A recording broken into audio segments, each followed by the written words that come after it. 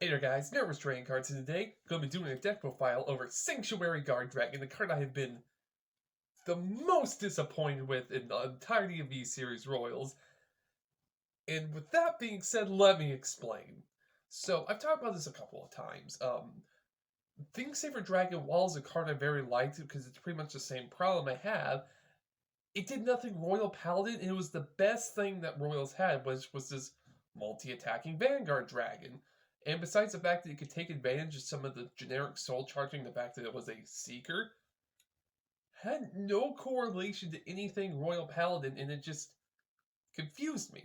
Why was this a thing? I know why, it's because Kai needed a restanding dragon, he was playing Royals in Legion Mate. But why?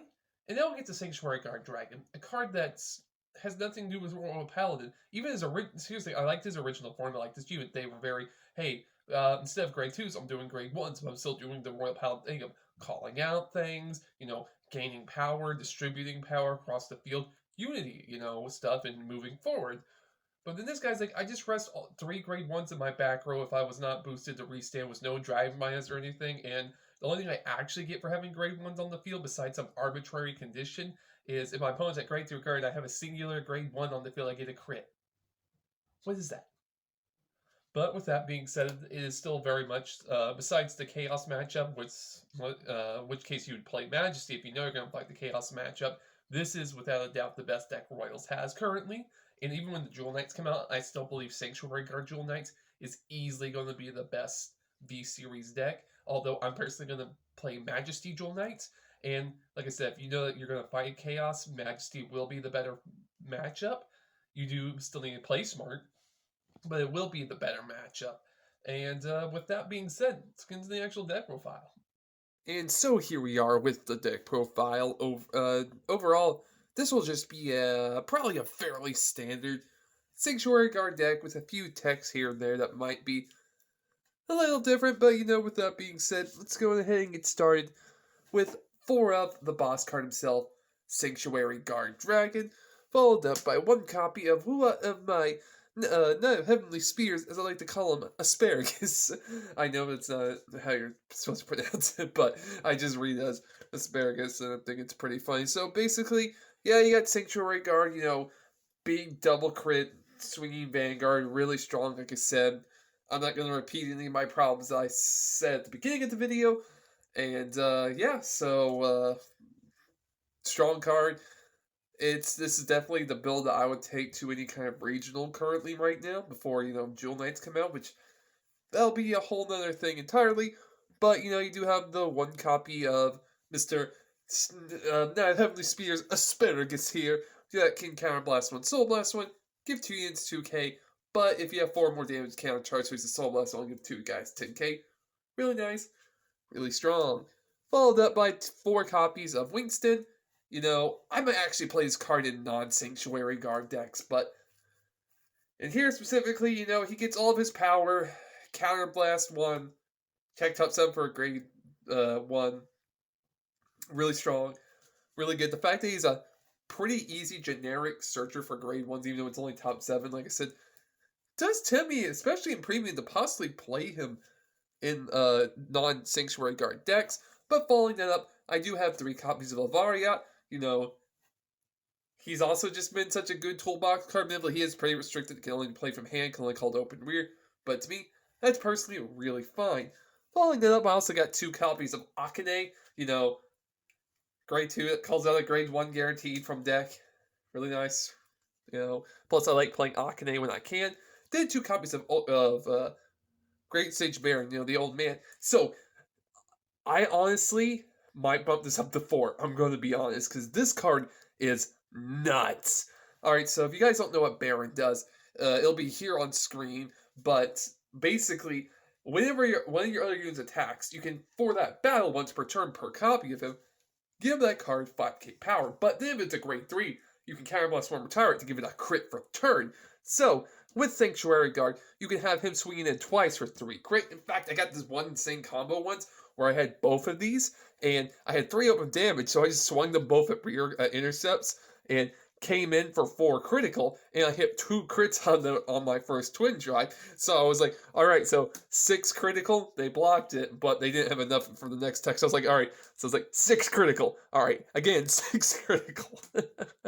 It was really funny, but yeah, this card, I've always wanted to have a reason to play this card, but now we actually have some decent sevens.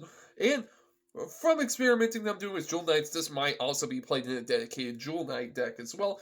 But rounding out the Grade 2s, I am playing my 1 copy of Boku no Bushin Blaster Blade. Because Blaster Blade, man, and I can't play a deck without him. But I wanted to have, as much utility as possible. So unfortunately, it's only the 1 of him, but still a nice controlled, easily constant front row retire 1. And if you ride him, you have the utility to fill up your board pretty easily and just start rushing your opponent, which is how I usually play this deck, is just go all in, unless I know I'm fighting against a deck that I do not want to give them early damage. But, that's just how it be. Then, starting the Grade 1s, 4 copies of Sisyphus, of course, 3 the triple rare one from the full art from the starting. I love this art so much more than the one we got in the booster, but, good card is good card. I mean, you play most likely 3 to 4 of these in almost every standard deck, just because a free 13k Grade 1 that checks top 5 for Grade 3 is just strong. I mean, that's all there is to it. Although, of course, since his condition just says no face-up damage, it also counts when you have no damage at all to get his power plus 5k, which is really, really nice whenever you're going first, or if you blocked early for some reason, or if your opponent tried to damage deny you, you're like, well, this is still just a free 13 swinger. But following that up, I am also playing 4 copies of Ballets, Batslets, I haven't quite, or Balizal. I haven't really looked at the English name for him quite yet. And, Sanctuary Guard Grade 1, you ride it, check top 7 for your Sanctuary Guard Wingston. And he's a counter target that gives 10k. What more can I say? Although the only thing is, hang on, let me double check. Because when your Vanguard text, yeah. Because since there's no Yume or once per turn icon, even though it's a hard once per turn, I'm pretty sure. I could be wrong because I need to look into it since it is a hard once per turn. But I'm pretty sure because of its wording, since it doesn't say Yume, it doesn't have a once per turn icon, that means that you have to apply its auto ability the first chance it would come up, which means it only will work on the first battle, which is fine, It means that your power is being distributed since Saint-Guard will get 10k when they restand. But it'd also be nice to be like, alright, I'm just going to flip up a damage anyways. But at the same time, it's not all too bad, because even if you're stuck down with all your damage, you still always have Sisyphus to get you free power. Then I'm playing 3 Pongal, to go with the 2 Akane. I've never liked playing 4 Akane because there hasn't been a deck that's really been needed. Even in early standard set 1, I usually only play 3 Akane. But I always like to try to play 1 more Pongal just so she's not a completely dead card. I wish I had room for more high beasts in here, but the problem is all the high beasts are about boosting. And, Saint-Guard doesn't let you do that. But I am also playing 3 copies of Alan. I keep going forward between Alan and Marin, just Alan's so much more flexible.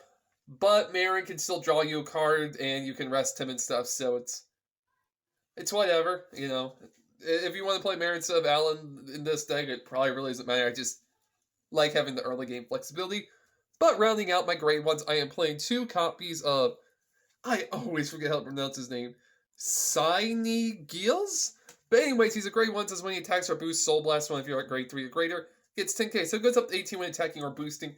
Really nice power, really strong. Of course, in this deck, that you're only going to be, unless you misroad or can't use Sanctuary Guard skill, it's only going to work when you're attacking, but you will have times whenever you're attacking with Grade 1s, and after Saint-Guard, he's just 28, so that means your opponent's not dropping a 20k shield against him unless they're on a Grade 4, which for a Soul Blast is relatively strong. Then going into Grade 0s, I am playing my SP Milius because I'm a rarity whore for Royals. And speaking of, got my SP, because I got the SP pack for Alt Mile. And so I got my SP Mellinus as well as 3 normal double rare ones because, I am playing the whole 12 critical package for Sanctuary Guard. with 4 heals. And as you've seen in the corner this whole time, I've had the Royal Paladin Quick Shield. I do, of course, have the Safeguard one, but I'm just going to use this instead. And I do, of course, have... Oh, man, it's just me showing off. But what I was trying to say is, this deck is typically a Force 1 deck. There has been one match where going Force 2 onto the rear guard because it doesn't work with him has been helpful when I went first. But most of the time, you're just going to go Force 1. So, just keep that in mind. But with that being said, that's all I have for this video. Comment down below if you have any ideas or changes you would make to the deck, or any, future videos you want me to talk about. And, well, with that being said, time for the outro, I guess. Keep playing the games you want to play. And as always, have fun.